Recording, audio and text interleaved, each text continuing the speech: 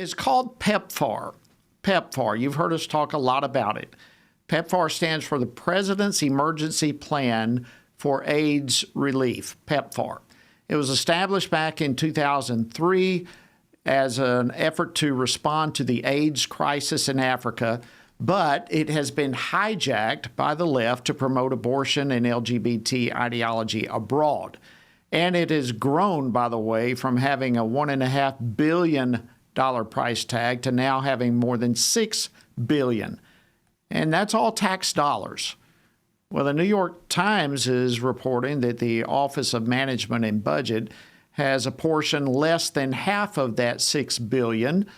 And the left is just having a fit over all of that, claiming somehow that HIV programs are eroding.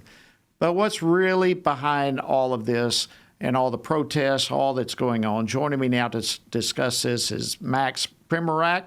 He was formerly serving as the United States Agency for International Development as Deputy Administrator. He's now a senior fellow at the Margaret Thatcher Center for Freedom at the Heritage Foundation. Max, welcome back to Washington Watch. Always great to have you. Thank you, Congressman. Great to be here. Okay, so for those who have not been tracking all that the Trump administration has been doing to shrink the amount of tax dollars, for example, going to PEPFAR, give us a little background of all of this. Sure. This is a program that had a very good start, good intention. It was a real crisis. Millions were on the verge of dying, and President Bush and a lot of faith leaders came together to respond to it. And they did an amazing job. But we're in year 23, 24 of what is an emergency program. That's the PEPFAR. And after a while, you had a self-serving industry get involved in turning it into a permanent entitlement program, especially for themselves. And as we've seen in culture and universities and elsewhere, the foreign aid industry also has been taken hostage by the extreme left. And you're right, when you look at the folks who are doing this kind of work, 98% of their political donations go to left-wing candidates. It becomes a sinecure for a lot of Democratic Party operatives. And when you look at where the money is spent, and I think this is something that's animating the White House, we're seeing that at least half of the money never leaves D.C. Now, you said over $6 billion, but it's actually closer to $7 billion. So think about $3.5 billion, if not more, of that money staying here inside Washington, D.C.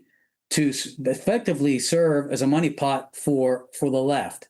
And I think what this administration is doing, and correctly so, is seeing where can we really maximize the help, take out the corrupt middle, and empower Africans to start providing their own social services. Right now, what's happening is the Africans are being kept dependent on this form of aid. And meanwhile, you have a lot of the contractors, UN agencies, and international NGOs getting rich off of it. Well, that is stunning information. I hope that our viewers and listeners right now is catching what you said, how this is really turned into a slush fund, really right here in Washington, D.C. It's just unbelievable. So what needs to happen? At the end of the day, what needs to happen with PEPFAR? Well, I think the administration is doing it. It's looking very closely at where the money is going.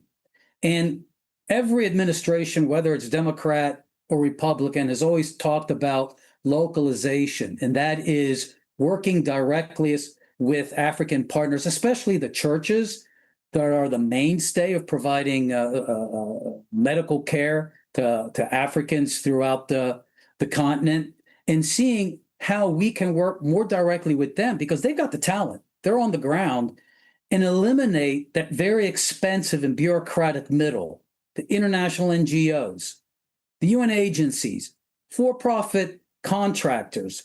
You could literally, and I've done work on this and others over the past few years after leaving USAID and during Trump 45, you can literally cut the program in half and get better outcomes by simply removing this very bloated middle. And then at the same time, on the ground, I was in Africa twice last year, and in Mozambique and in Kenya, and staying at a nice hotel. Every single conference room was taken up by some conference paid for by the U.S. government.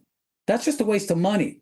And add to that the monies that are diverted to support abortion, the LGBT gender ideology, and other things that simply do not have the support of the American people, and quite frankly is primarily responsible for these programs and USAID overall of having lost bipartisan support in Congress. Wow. And yet the legacy media just continues to spin this and spin this and spin this against the Trump administration, but the waste is just unheard of. This has got to come to a stop. Are you hopeful that we will indeed see the end of this waste? I am. This president has been so committed to respecting the American taxpayer. The Doge came in and did amazing work. They're still doing amazing work. Many of them have stayed in their respective departments and federal agencies, looking through the data sheets, the line items of spending, making cuts. And you've seen Secretary Rubio. He's undaunted by the attacks. And if you listen to... Just a few seconds we have left. Sure. That's basically it. They are committed to making the cuts. You've seen OMB doing it. And with talent coming into the State Department, I think in around 3-4 months, you're going to have... Max Primorac, got to end it right there. Senior Research Fellow, Heritage Foundation, thank you so much.